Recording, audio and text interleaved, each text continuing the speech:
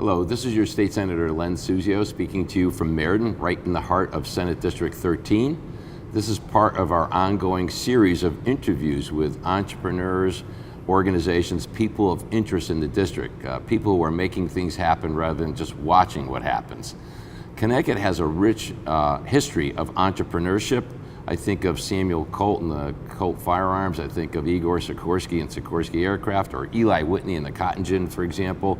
Many more, the list goes on.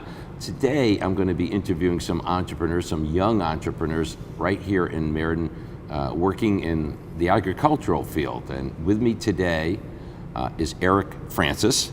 Eric, welcome to our show. And we're going to be telling the folks in the audience all about Trifecta Ecosystems is the name of your company. Yep. So why don't you tell us a little bit, first of all, about the company itself, and then we'll get into what you've done and that kind of thing. So what is Trifecta Ecosystems? Nice. Well, thank you very much. I appreciate you coming in and kind of seeing our operation here. Again, my name is Eric Francis. I'm the Chief Development Officer of Trifecta Ecosystems. We are a small but growing company that focuses on indoor agriculture, primarily aquaponics. So behind us, you can kind of see some of our growing operation. So aquaponics, a lot of people, sometimes we just say it without even forgetting that most people don't know what it is. So explain that. Aquaponics is a combination of aquaculture and hydroponics. So we actually grow fish and plants in a sustainable ecosystem together. And again, this is something that we didn't invent aquaponics. It's been around for a while, but over the past few years, we have actually really focused on bringing aquaponics to Connecticut and using it as a technology and kind of an industry that we think Connecticut can actually kind of advance in and be kind of a leader in the state. So we are a small team. So I'm one of four owners, and then we have 2 full-time employees. Everybody here is around us. So it's we're pretty happy. As a small business, we hired our first 2 full-time employees. It's like a big win. All right. It's a big win for us, and we're really hoping to expand a lot this year. So now, just give us. You're a local boy. Tell the folks a little bit about your own background and then your partners, basically. Okay, cool. Okay. So I grew up in Durham. So Meriden, basically we're neighbors. Grew up in Durham. Went to CCSU up in New Britain. Always wanted to be an entrepreneur. Always wanted to be, in the business world. CCSU honestly was my only college pick. So I knew I wanted to stay in Connecticut. I knew I wanted to kind of grow a business here. And I went to school for business management. Aquaponics was a hobby of mine, and it was something that it's kind of funny. We joke about it, where myself and 2 of my partners are from agricultural towns. So 2 of my partners, Kieran and Spencer, are from Glastonbury, and all 3 of us didn't start growing or didn't have our own gardens until we moved into a city. So I moved to New Britain. They were up in Boston, and it's one of those things, right? It's an oxymoron. You're from a farming community, but then you go to a city and you're like, I want to start farming. So yeah, it's been good. You were asking kind of before about our backgrounds, and none of us went to school for agriculture or aquaculture or anything like that. Again, it was bred out of a need and a want to actually connect more to our food. I think sometimes when you're in college, as many people in college will know, is that sometimes you're just shoveling what you can get in front of you, and that leads to really not the best health outcomes and so forth. So we all kind of had an epiphany, which is, by the way, one thing in the startup industry or kind of in business is, right, you may have an idea, but then somebody across the world has the exact same idea at the exact same time. And so it just happened to be where we all kind of found aquaponics and started tinkering with it. Some of us in our bedroom, some of us in our backyards, and it's kind of led to us where we are now. So I actually, Kieran and Spencer, they co-founded Fresh Farm Aquaponics back in 2012. It was a little backyard aquaponics operation.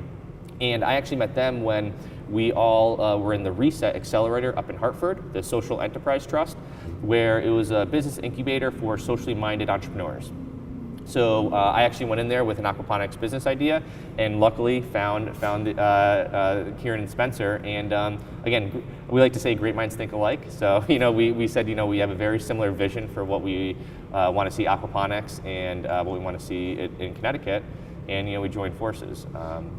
So you grow plants here, primarily for food purposes, and you also have fish that you, in effect, raise here.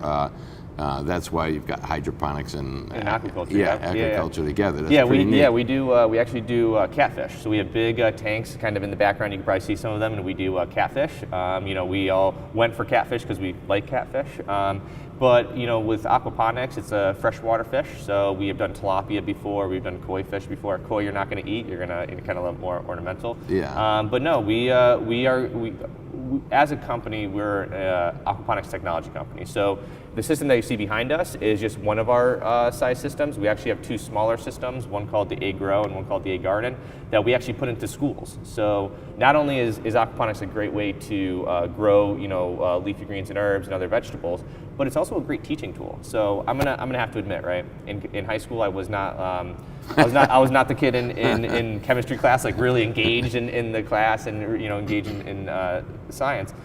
But even getting into aquaponics as a hobby, you started to have to understand like the ammonia cycle and the science behind keeping an aquaponics system alive. And so one of the things that we do is that we actually set systems up in schools. We actually have a partnership with the Capital Region Education Council up in Hartford, where we've developed a next generation science standard curriculum that teaches students chemistry, biology, earth science, all using aquaponics as a tool to get students engaged and interacting with it. So again, aquaponics is something great that we can use to grow stuff indoors, but it's also a great way to engage people around learning and becoming a lifelong learner. So your end product, part of it is the food itself, Yes. Yep. and part of it are systems that you're developing and designing that can be transferred to either nonprofits or to schools as a learning tools. Is that true? Yeah, exactly. Okay. So we actually have a term that we use is called hidden farmers. So we actually Farmers? hidden farmers. Oh, hidden farmers. Okay. So we believe that there are a lot of groups within our society that can benefit from farming other than the food, right? Like, I mean, we all benefit from farming in one way, shape, or form because we all eat food, all right? But the other groups that can benefit from farming are, again, students. So students of all ages, K through 12, can interact with their food, they can understand it better, and they can also understand different principles in chemistry, biology, other STEM, kind of areas.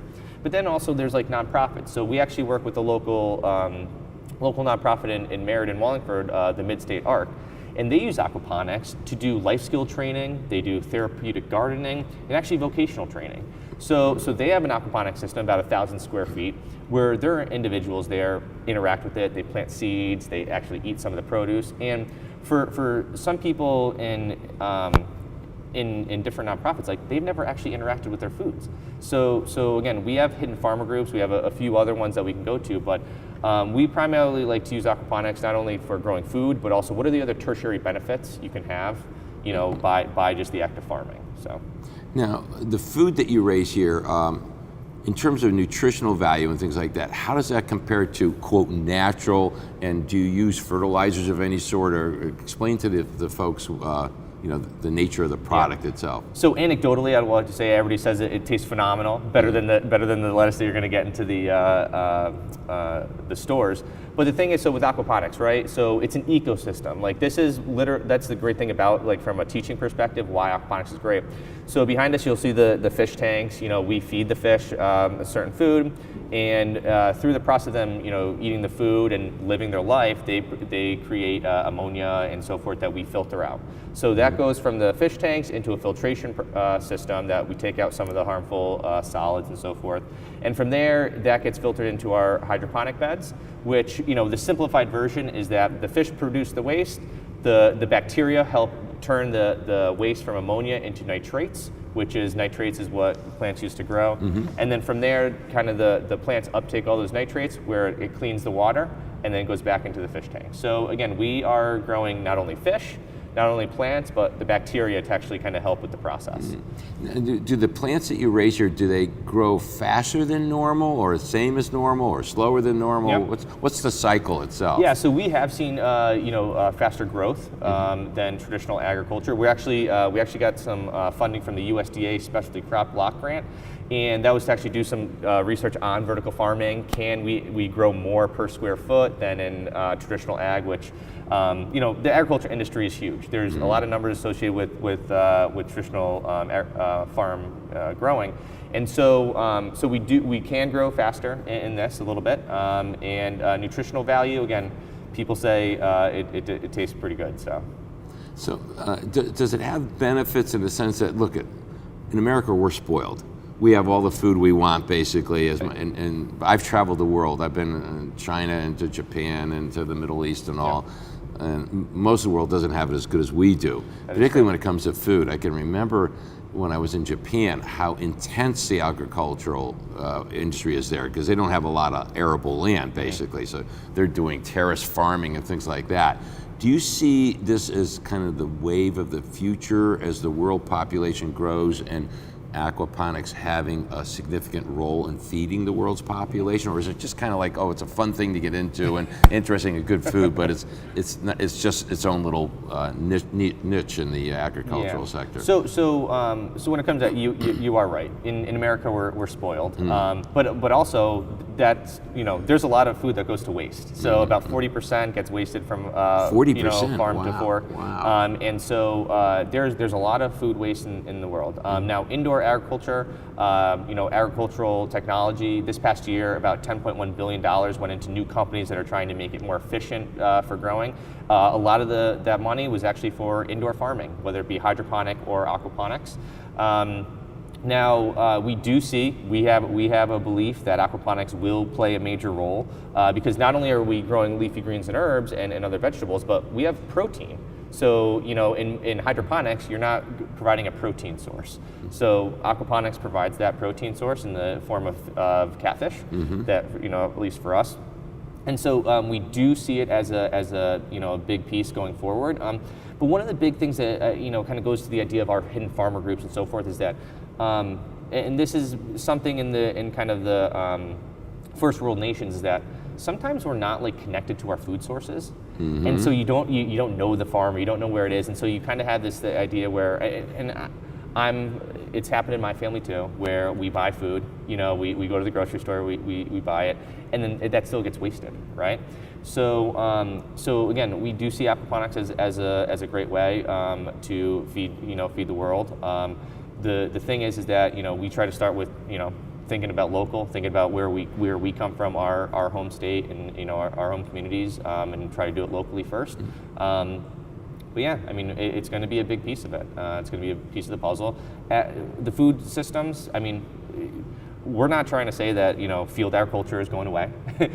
Hydroponics is going away. And it's I'm going to make a pun, a trifecta. There's a lot of different things that have to come together for like a robust food ecosystem.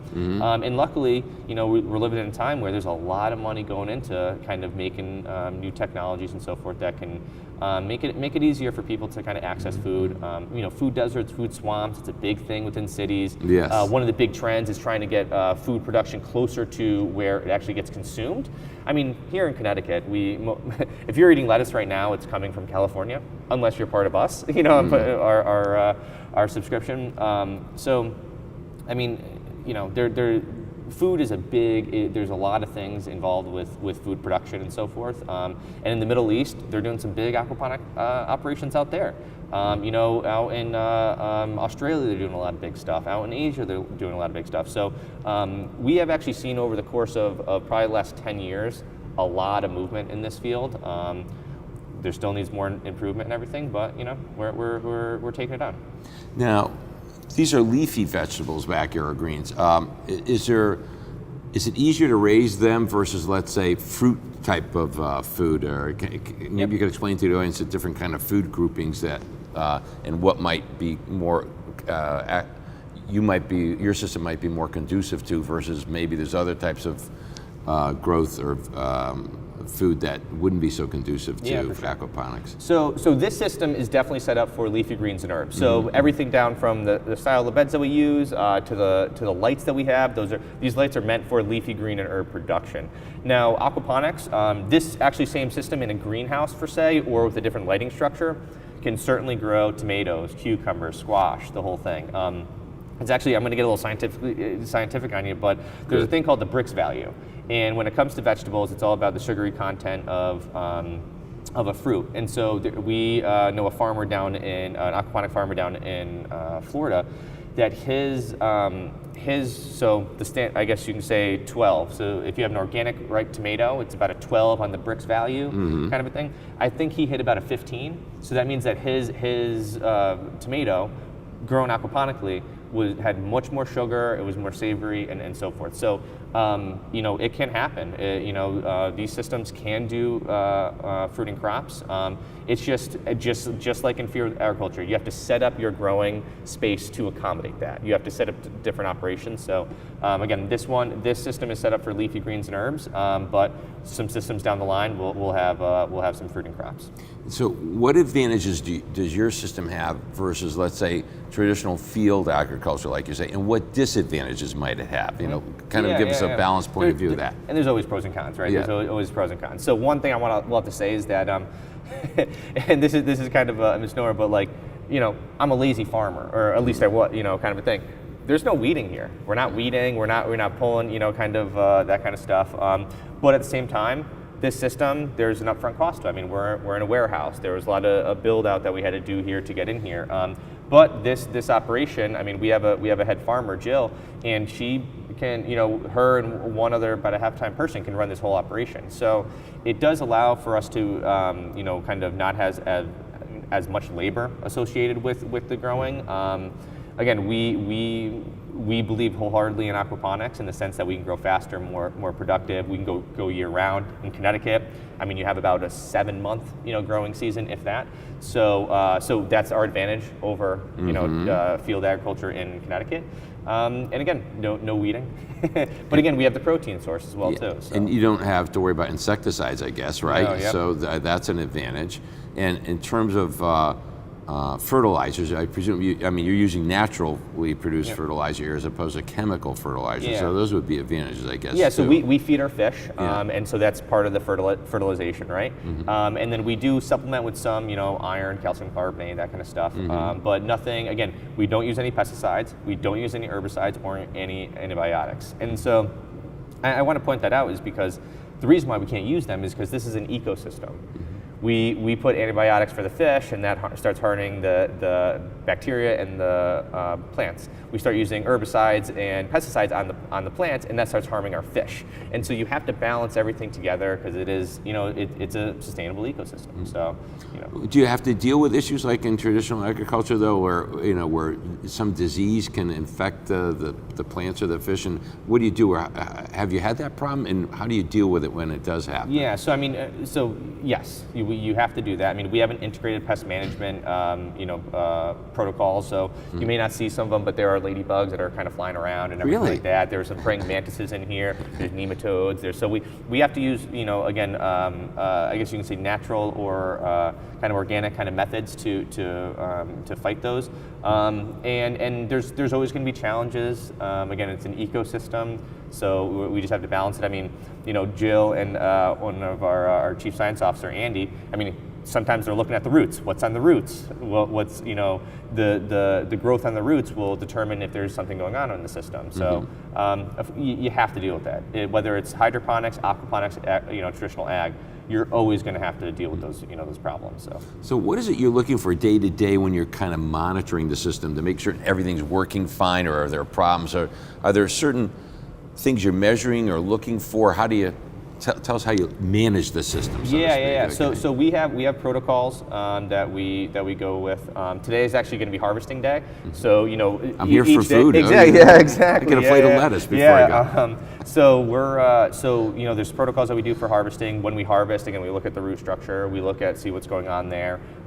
We look at the plant growth. Obviously, plant growth is the main one. If we start seeing if there's not as good plant growth versus another time, I'll give you kind of a story. Is that early on when we started this, for instance. When we got the system up and running, we were here. So we started in March. We got the system up and running in about September. So when we got the system running, it was going great. Plants were growing, awesome, great. But we were waiting on our water heater, right? Yeah. And the water temperature dropped a little bit.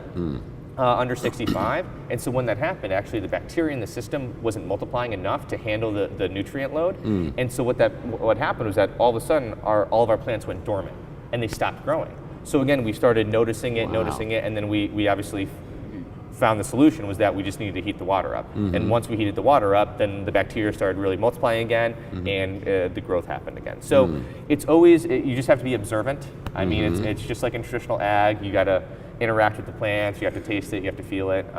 With the fish, I mean, we got to check them for disease, and we're monitoring them, constantly. So it's really the same things that they're going to have to deal with in traditional ag, in the sense of protocols and farming right and good agricultural practices. We have to do the same thing. It's just tweaked a little bit. So tell us a little bit about the economics of what you're doing. Is it more expensive to raise food this way, about the same, or less expensive versus traditional, again, agriculture? Yeah, so again, there is an upfront, bigger upfront capital investment when it comes to indoor farming. There's a couple different reasons why, obviously building, renovating, and so forth and so on. Now, I guess you can say is that our prices basically hit retail prices that you're going to see in the store. So if I can sell my produce basically at the same retail prices that are hitting in the store, that just goes to show that we're close. You're competitive. There. Exactly. Yeah. Now this system that we have behind us is on the lower end of what's economically viable, and we're going to have systems in the future that are 10x the size of this one, which will have different economics and so forth. So every kind of indoor farming operation is a little bit different because again, Meriden rent prices are going to be different than New Haven rent prices, and Hartford, and so forth. So we always have to balance that. But our produce is basically hitting the same price point as what you see in the grocery stores. Now, do you interface at all with like UConn as an agricultural program up there? Do you do any interface with them, and if so, in what way do you work together? Yeah. So UConn's been great. I mean, so one of the great things about Connecticut is that it's a small state. And honestly, you're usually about 3 or 4 people away from somebody. And UConn has been great. We actually kind of helped one of their student groups build a little small aquaponic system up at their Spring Valley Farm, I think it is. And so also Spencer, our CEO, he works a lot with the UConn Extension Group up there, and sits on a couple of little committees with them. So I mean, they've been great. First of all, UConn's huge, right? So we've actually interacted with a few different pieces of UConn, whether it be the Hartford campus, whether it be the Storrs campus, or so forth. Right. But I will have to say, the other schools like CCSU, Wesleyan, they have all been very interested in this, and they're doing little farming operations as well. So like the CSU system in general has been phenomenal, and they do see the value in getting people to connect more with their food, and even from a business standpoint, like I went to school for business management, and the understanding the economics of indoor farming and where the industry is, and how much investment has gone in over the past year, that's like very intriguing to them. And seeing Connecticut, a lot of people say we're a manufacturing state, but we're also an agricultural state. Like that was kind of in our DNA as well. So trying to get back to those roots and so forth is something that they're very interested in.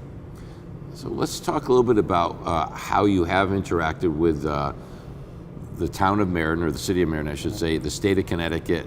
In what ways have they been a help to you? What kind of assistance have they provided to you? Yeah, for sure. So I guess I'll kind of go back to like where we kind of started as a company, in the sense of we'll go back to about 2013-14 when we were in the Reset Social Enterprise Accelerator Program.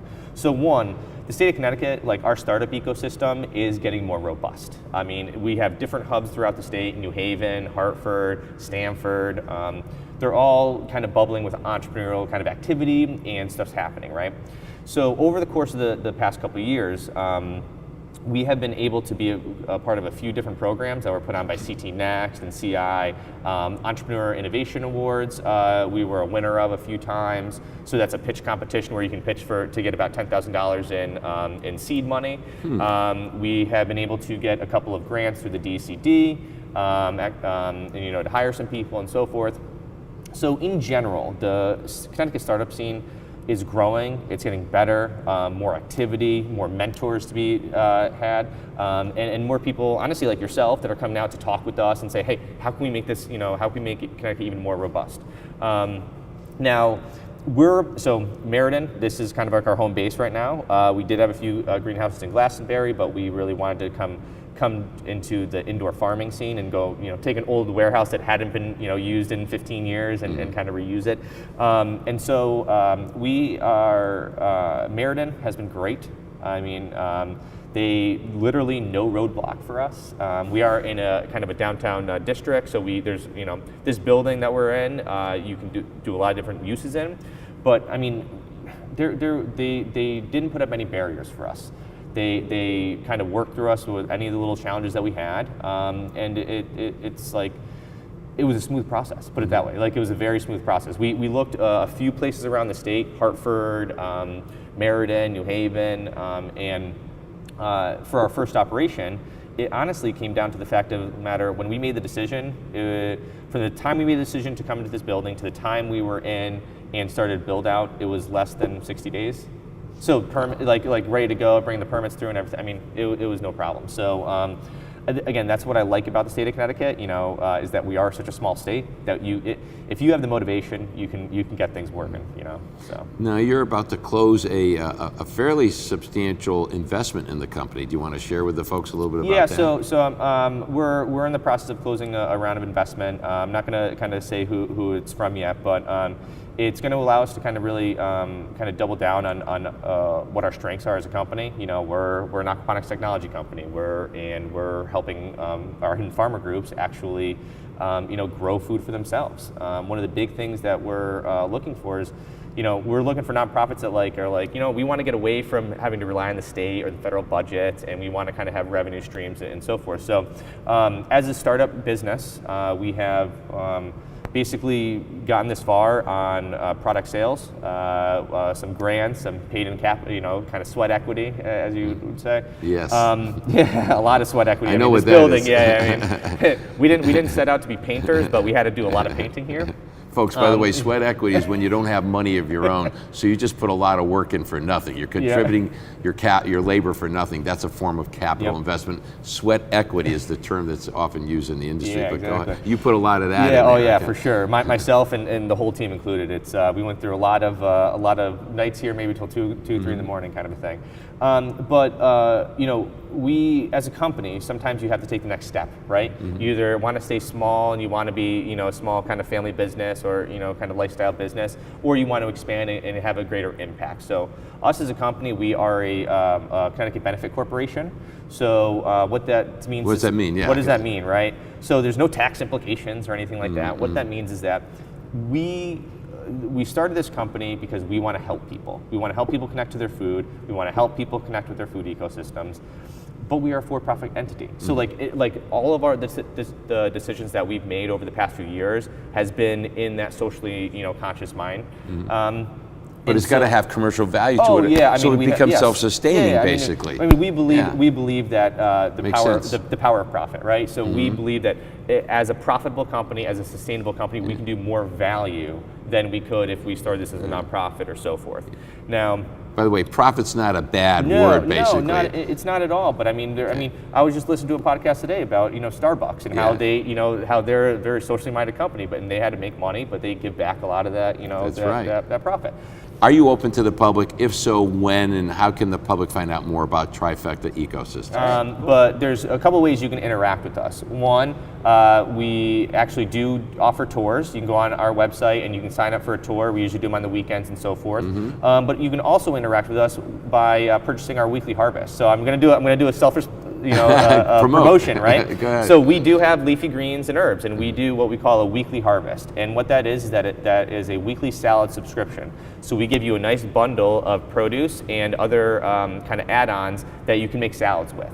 So that goes for about $20 a week. And if you go to our website, trifectaecosystems.com/weekly harvest, you can reach that. And what we do is that it's a monthly subscription. So basically, we just started a new round, and it starts on the 1st of each month. Okay. And it goes. That's kind of your best way to interact with us, because we want more opinions on our produce. So. This has been one of the parts of my job that I love doing as your state senator, is meeting interesting people like Eric and interesting companies. It's a privilege to serve you up in Hartford, and I look forward to doing more interviews with more interesting people in the district, and I encourage you to come down and visit Eric's company, Trifecta Ecosystems, here on Pratt Street in Meriden. This is your State Senator Len Suzio saying thank you for the honor of representing you in Hartford. Have a great day.